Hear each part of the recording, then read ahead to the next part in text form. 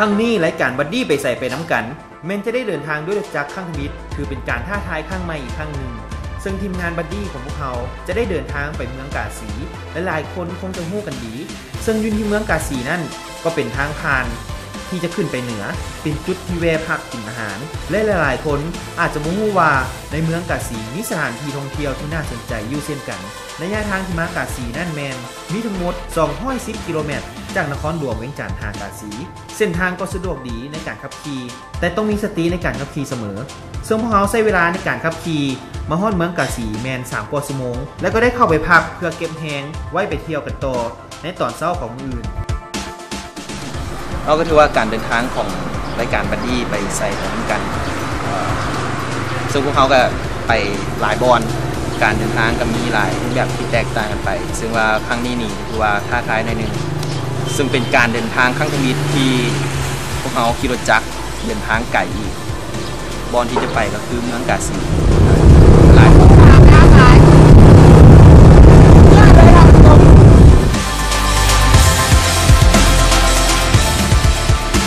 ตอนทำอิธีหู้วันสิได้ขี่รถจักรไปกาสีเนาะกะ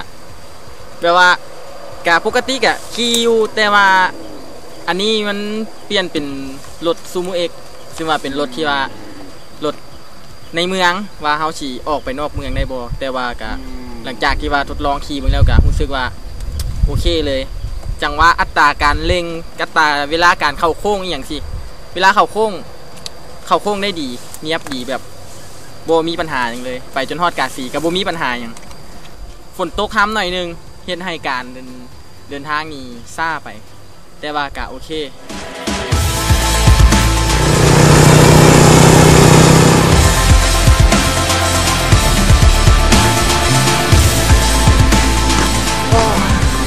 เป็นไงเมื่อวานนี้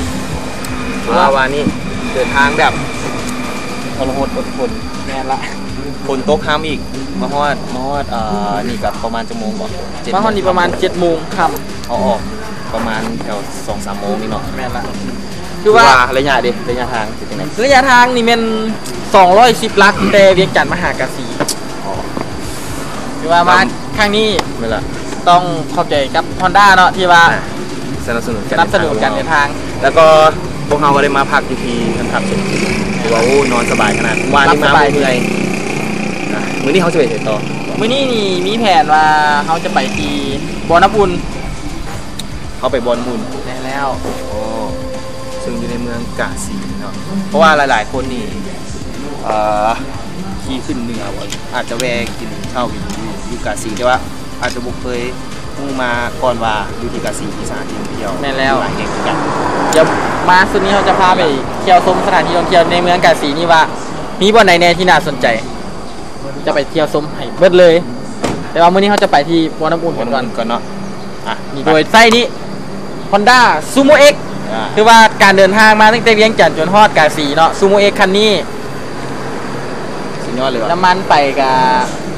เฉลี่ยแล้ว42 ลักต่อรุ่นนี้นี่มันเป็นรุ่น Extreme แม่นละ Extreme ขี่ได้ใจหรือเร่งแบบขึ้นคูนี่ปืดเลยกินน้ำมันถือว่าโอเคเลยใช้ได้บ่เปลืองแต่ว่ามื้อนี้เดี๋ยวขึ้นไปพุ่นอีกว่านั่นล่ะมันสิประหยัดสำไหนไปเบิ่งน้ำกัน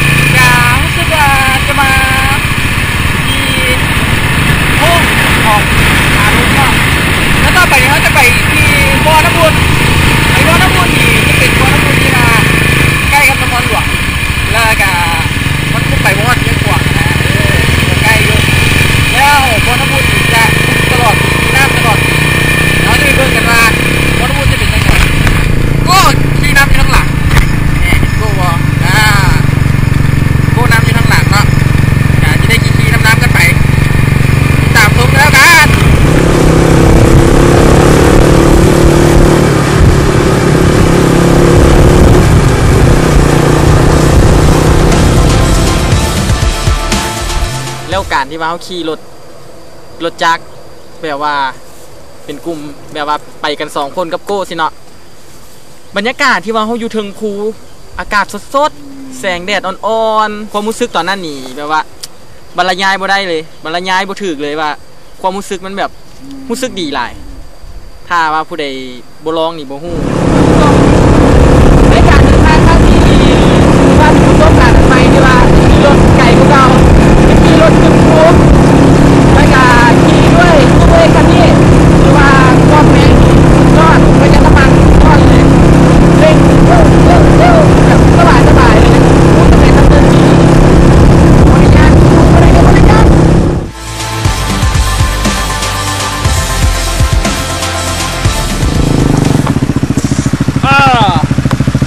คือว่าจุดนี้เป็นจุดที่ว่า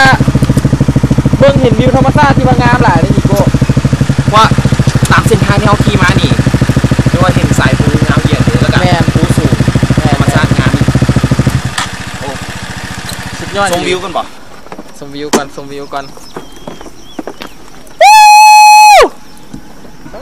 ตัวเบิ้งเมฆไหมคือว่าอากาศนี่ดีกันอยู่แมนอากาศดีเย็นบ่ร้อนหลาย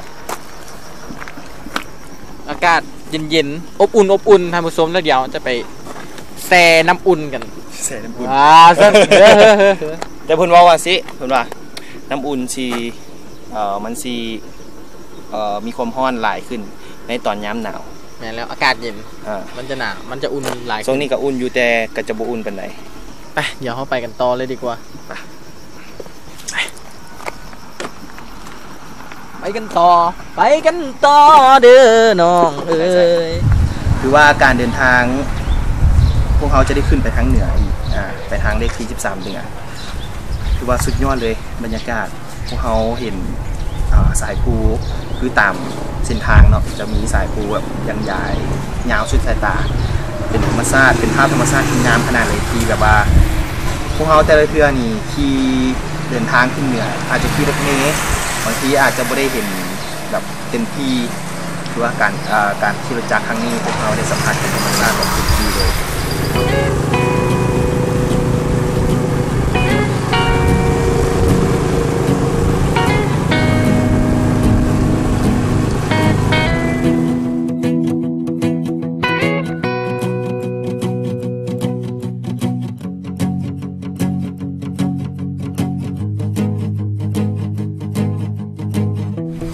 เดินทางไปฮอดจุดทมิตรก็คือบ่อน้ำอุ่น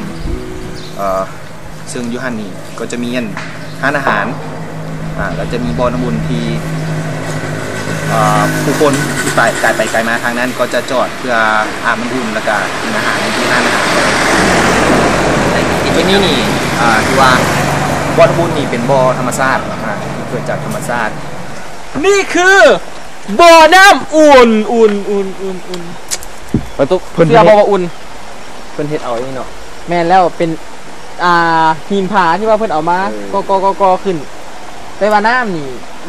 ยามฝนนี่จะอุ่นยามหนาวก็แห้งอุ่นเขาเบิ่งนี่สภาพการแบบคล้ายๆคือตอนเขาไปญี่ปุ่นอย่างเนาะไปแม่นแล้วตกลงมากเบิ่งว่ามันอุ่นบ่เป็นสิ่งที่ว่า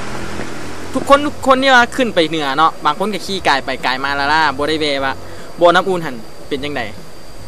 แต่ว่าถ้ามีโอกาสก็อยากให้ทุกคนแวะเบิ่งก่อนเพราะว่านี่ก็เป็นสิ่งที่มหัศจรรย์อีหลีแบบบ่อน้ำน้อยๆที่ว่าออกมาจากตีนผาหั่นอุ่นแล้วแบบว่าเฮาบ่จำเป็นต้องไปไกลจนฮอดเชียงขวางถ้าว่าผู้ใดมีโอกาสได้กายไปก็ต้องแวะเนาะแวะว่าบ่อน้ำอุ่นอยู่เมืองลาวนี่ก็มีหลายบ่อนซึ่งว่าเฮาก็สามารถเห็นได้เพราะว่ามันอาจจะแบบตอนนี้มันอากาศแดดออกนะโก้แล้วมันร้อนอยู่แล้วนะเฮามาแซ่มันก็แค่อุ่นๆแบบคือน้ำตากแดดดนแต่มันบ่แม่นมันเป็นน้ำอุ่นยามหนาวนี่จะอุ่นกว่านี้เห็นป่ะแบบที่ว่ามีอายออกมาเลยแหละตอนเช้าแล้วมีอายออกมาเลยน้ำอุ่นจังซี่ก็มีสิ่งมีชีวิตอยู่แบบปลาเฮาเบิ่งอยู่นี่บ่มีคนเขตบ้านนี้เพิ่นว่ามีแต่ปลาดุกห่วยอยู่ได้ปลาดุกห่วยปลาดุกได้เฮาย่างไปเบิ่งบ่อของน้ำอุ่นตัวบอกว่าบ่อที่ว่าออกมา น้ำออกบ่อหั่นว่ะ แม่นละ เอาอยู่ใกล้นี่สิบ่ ใกล้ๆนี่ไป โอ้ มาเบิ่งจากนั้นเราก็ไปน้ำตกบ่อเลยโก้ I won't hesitate no more, no more. It can.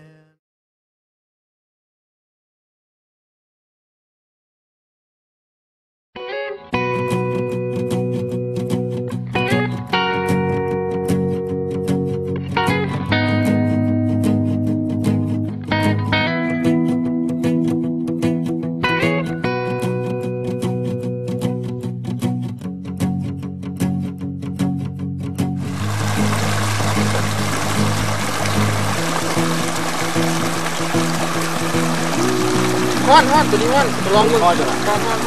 แต่ต้อง พ่อนกูอยู่หั่น แม่นบ่ฮ้อนไปเดี๋ยวเขาไปเบิ่งบอลออกบอมันเลยว่ามันเป็นยังไง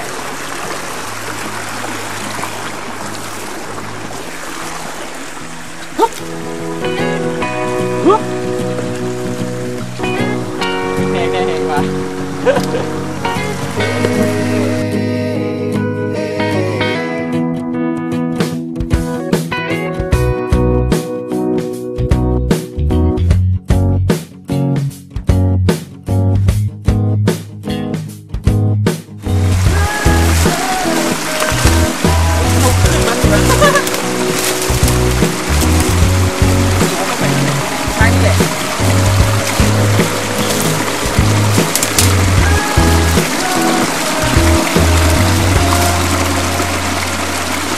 จริงแล้วมันเป็นบอลน้อยๆเองไนโก้มันออกมาจากลืม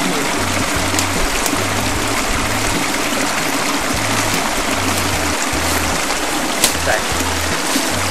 เดี๋ยวห้องลากขึ้นไปทางนี้กันดีกว่าเป็นเลย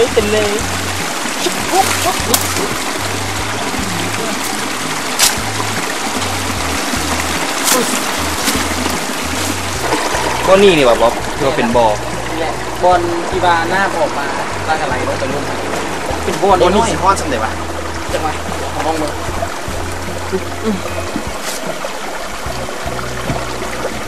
นี่แหละซ้ำตัวอยู่ลุมก่อน ซ้ำตัวอยู่ห่วยตัวอยู่ลุมซ้ำตัวอยู่ห่วยตัวอยู่ลุมแต่ตัวอยู่ในอ่างจะบ่อุ่นตรงนี้ ก็คือว่าก็ดีแบบว่าท่าน พอดีอาบ ใครยำมาอาบเลยก็ดีอาบ แม่นละ บ่ฮ้อนหลาย เพราะว่านั่งเที่ยวคนใจไปไกลมากผมมาเวลินเวอาบอยู่นี่ เพราะว่าบางบอลที่ตัวเห็นเนาะเสียงขวาง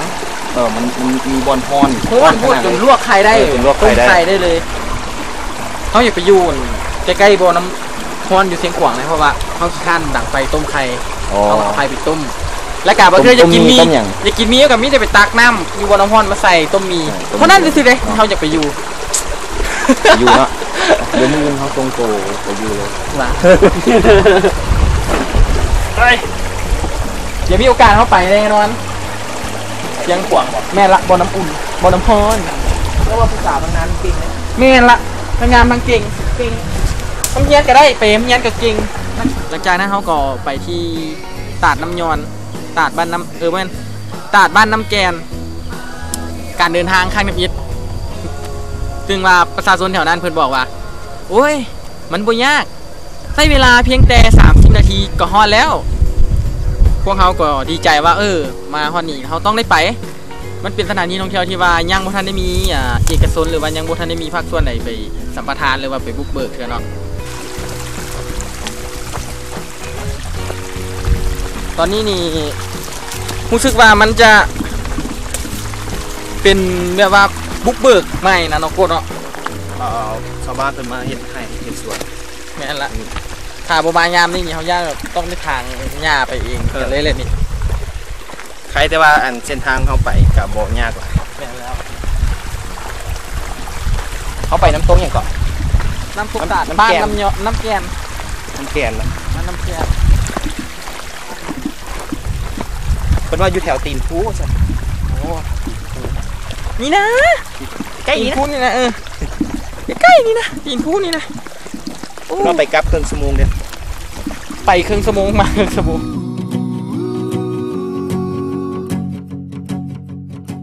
จุดที่2ก็คือน้ำตกน้ำแกน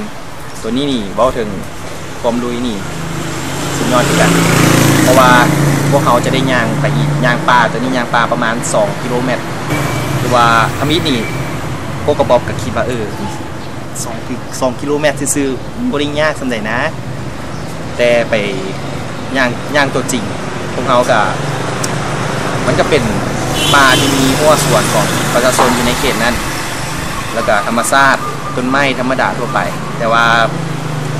บอลมันยากก็คือบอลที่พวกเขาจะขึ้นภูลงภูนี่ตอนไปทวีนี่พวกเขาลงภูนี่ก็ถือว่ากับโบปานใดบัดตอนกลับนี่สุดยอดเลย เมื่อยขนาดทีมงานแต่ละคนเพราะว่าหลายคนนอกจากที่โตไปแล้วยังมีเครื่องมีอย่างอยู่มันก็เป็นสิ่งหนึ่งที่ทีมงานเราต้องได้ลุยกันสิ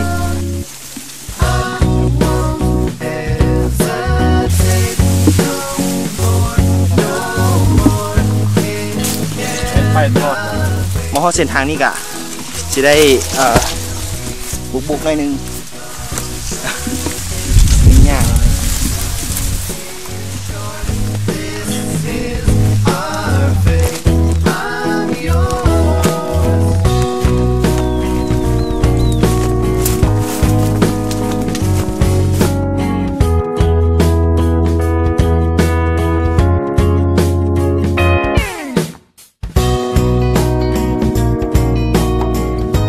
ว่า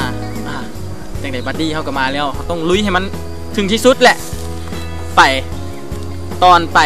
ว่าเมื่อยเนาะลงภู2 หน่วยครับสุภู2 หน่วยเข้าไปทับอีเขาก็โอ้ไหวบ่ภูนี่ไปฮอดครึ่งทางรู้สึกท้อใจหน่อยนึงว่ามันต้องได้มุนปลามุนอย่างไปนะเขาก็โอเคบ่เป็นหยังเขาต้อง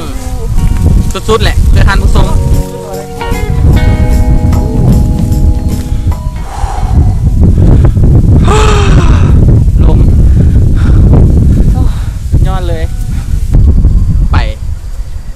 จนพอดที่หมายนั่นก็คือน้ำตกบ้านน้ำแกน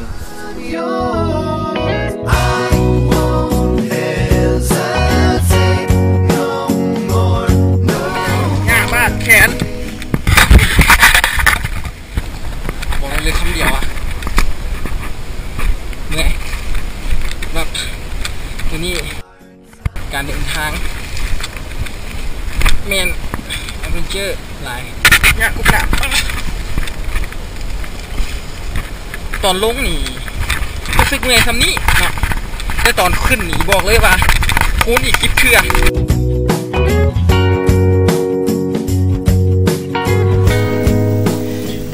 อยู่เส้นทางนี้กับมี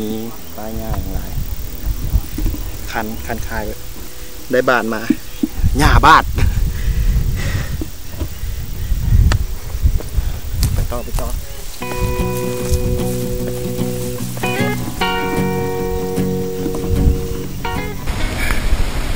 ถัดมาขึ้นทางแล้วเพื่อจะเห็นให้แล้วหญ้านี่หาจะเกิดขึ้นแต่ยังหกได้ขนาดนี้แต่ถ้าว่าตอนที่เพื่อนบนทางไงมันสิขนาดไหนผมบอกว่าจะใกล้แต่มันโมใกล้แล้วท่านผู้ชมไกลเลย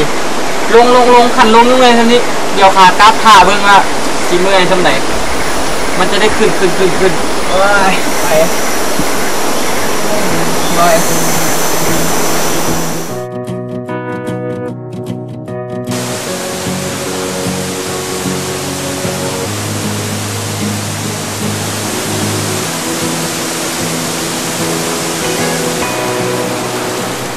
ถือว่าคุ้มค่าเป็นฮอดสถานที่ท่องเที่ยวน้ำตกน้ำแกนที่แบบโก้บ่เคยเห็นอย่างแบบซีมาก่อนมันแบบคือเห็นแล้วอุ้ยอยู่ลาวเขามีเสือ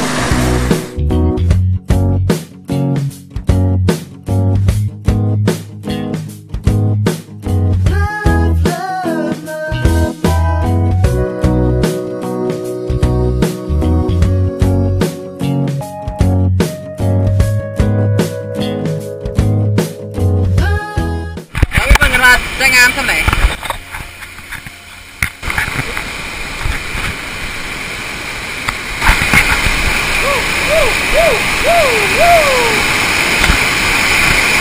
ย่างหนีน้ำหนีน้ำชม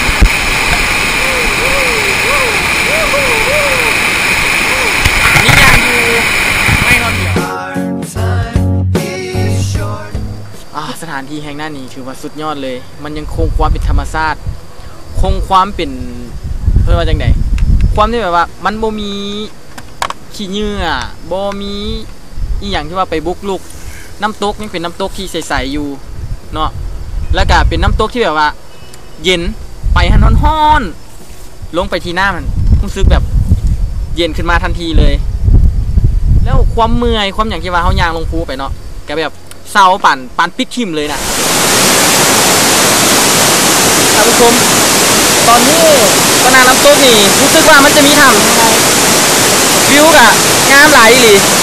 เป็นน้ำตกแบบว่าแถวนี้มีละอองแบบว่ามีถ่ายน้ำเกิดขึ้นเต็มเลยแล้วที่ให้ข้อผาแต่ละข้างนี่มีไข่มีหินมีอย่างเกิดขึ้นเนาะยอดงามอีหลี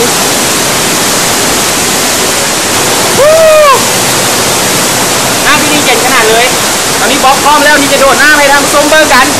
ตอนนี้กำลังจะโดดน้ำมาฮอดนี่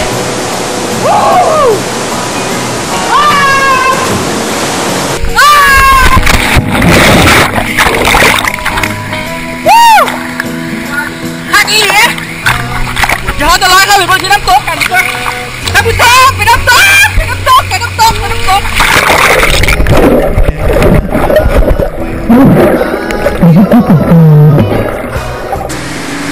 กน้ำแกนนี่คือว่าตั้งแต่โก้ไปเบิ่งน้ำตกแต่ละบอนมานี่เป็นอีกบอนหนึ่งเลยที่มันมีความงามแบบซับซ้อนซึ่งบอกก็ถือกันมันอยู่ข้างๆก็จะมีแบบเป็นถ้ำคล้ายๆคือถ้ำลอดน้ำตกเข้าไปว่าที่จุดที่โก้อยู่นี่มันจะมีหินใหญ่มันจะบุเลิกปานใดแต่แถวซ้ำขาโก้นี่แหละแต่ว่าบอนที่ว่าบ๊อบโก้นี่มันจะเลิกบ๊อบกำลังลอยไปหาถ้ำ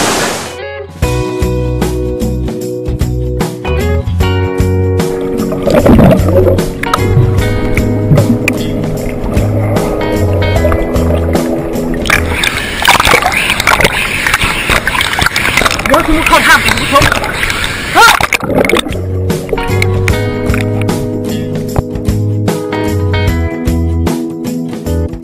น้ำแกนนี่ว่าถึงน้ำแกนเนาะซึ่งได้เอาข้อมูลมาเพิ่นมาก็คือเป็นสายน้ำคล้ายๆคือว่าเป็นสายน้ำที่ไหลปองมาหาเมืองกาสีแล้วก็ไหลไปตกอยู่ที่น้ำลีกที่คนพูดกันน้ำลีกแล้วก็ไหลไปตกอยู่ที่น้ำเงิมเนาะคือว่าตัวนี้ข้อมูลหลายๆคนก็อาจจะโมโหทำมีโกหูกับแม่นว่ะแม่นสายน้ำนี่ว่ะที่ว่าไหลไปตกอยู่น้ำเงิมที่เป็นน้ำลีกก็คือว่าเป็นสิ่งหนึ่งเนาะเป็นข้อมูลสิ่งหนึ่งที่งูไว้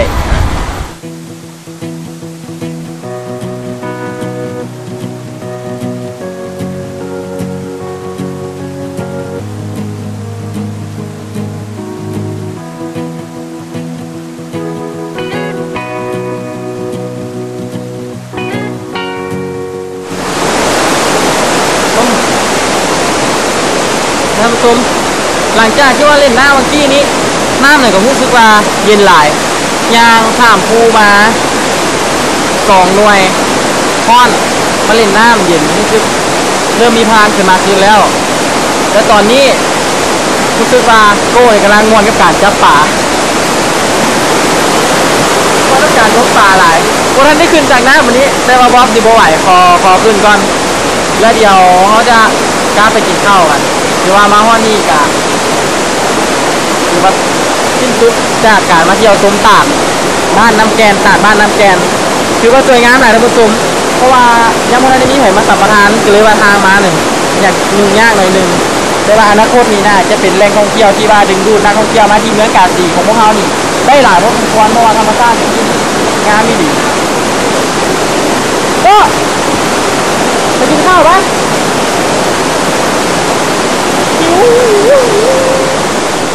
ตอนกลับข้าพเจ้าที่ว่า บ๊อบเองนี่ที่ว่าเป็นถือว่าเป็นคนที่แบบว่าร่างกายแข็งแรงเนาะเป็นวัยหนุ่มยังหนุ่มยังน้อยเนาะบอกได้คำเดียวเลยว่าสุดยอดดี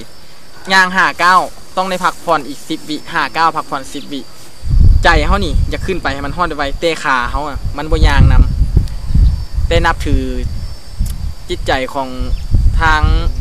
วัฒนธรรมการท่องเที่ยวของเมืองกาสีเนาะเพิ่นไปน